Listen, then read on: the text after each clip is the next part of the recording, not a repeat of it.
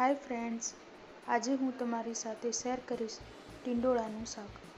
आ टींडोळानुं शाक तमे रोटली दाळ भात जोड़े खाई शको।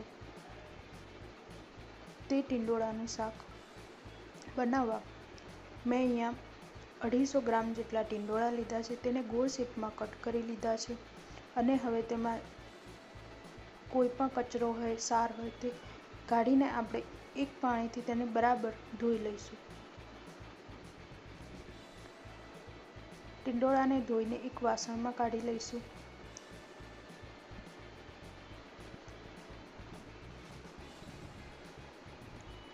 हवे एक वासणमां मैं 2 चमची जेटલું तेल लीधुं छे।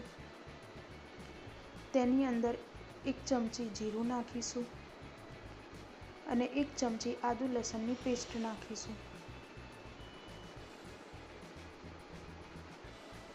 हवे तेनी अंदर टींडोळा नाखीशुं।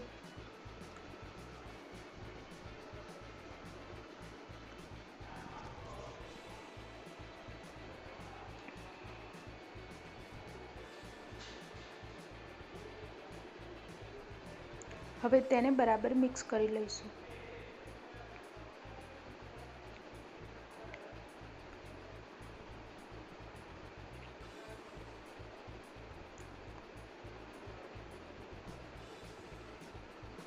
हवे टींडोळा चढ़ी जाए तेनी माटे आपणे 1 चमची हळदर नाखीशुं अने 1 चमची मीठुं नाखीशुं अने तेने मिक्स करीने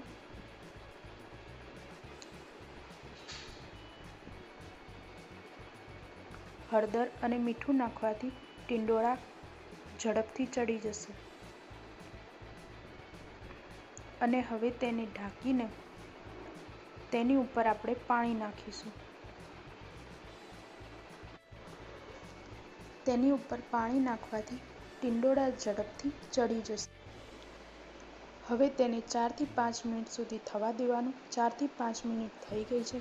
हवे तेनुं ढांकण हटावीने आपणे तेनी अंदर 1 चमची लाल मरचुं पाउडर, 1 चमची कश्मीरी लाल मरचुं पाउडर, 1 चमची धाणा जीरुं पाउडर अने पींच जेटली हळदर नाखवानी।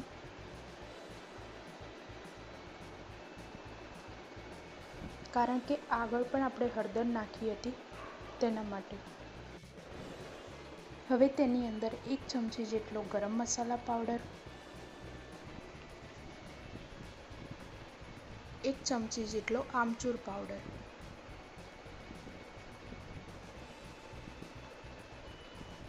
हवे आपणे तेने बराबर मिक्स करीने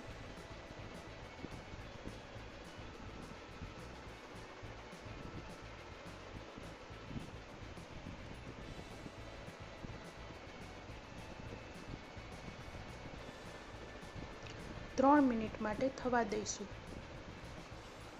3 મિનિટ થઈ ગઈ છે।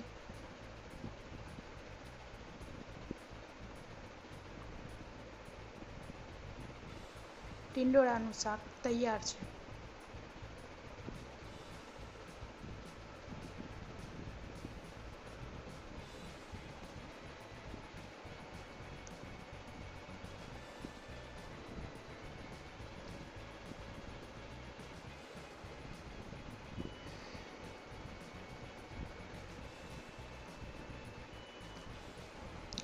આજની મારી રેસીપી તમને ગમી હોય તો લાઈક, શેર અને સબસ્ક્રાઈબ જરૂર કરજો।